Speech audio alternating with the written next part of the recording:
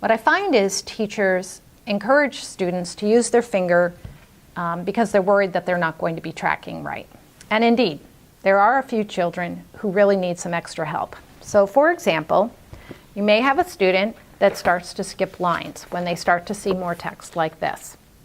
The first thing you want to do is be prompting them to check whether it makes sense, because often when you skip a line, it doesn't sound right. And so if they're skipping lines and not noticing that they're skipping lines when it doesn't make sense, that's a problem right there. So you should be prompting them to say, something didn't make sense, try that again, or did that make sense? And see if they can find where they skipped the line. But for some children, it is more difficult. The more text you get on the page, they do start to have a problem, and it becomes a chronic problem getting in their way, and it's slowing them down. So one thing you can do is have them move their finger down on the side of the text. So it works like this. One summer day, Mother Duck looked at her eggs. "Oh good," she said, "my eggs are hatching." It helps them know, so as they go, it helps them know where they need to go back to. So that's one way you can do it.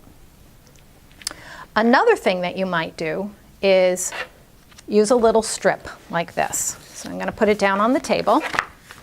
And the way it would work is first you use the strip and then you ask them to use the strip. So they're going to be moving it down. One summer day, Mother Duck looked at her eggs. "Oh good," she said. So you can see how they're moving it down and helps them keep on track. Now one of the things that happens though when you use a strip like this, they can't see what's coming next. So you end up slowing it down right here at the end of the line. I like this reader window that we made at Pioneer Valley Books to help with this.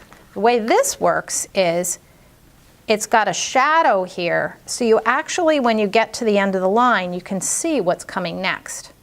And often when you have text like this where there's a lot of print on the page is when you see children start to skip lines. And so something like this kind of gets them going. And again, this moves down so they can see, they keep on the line, but they can see what's coming next as they move it down.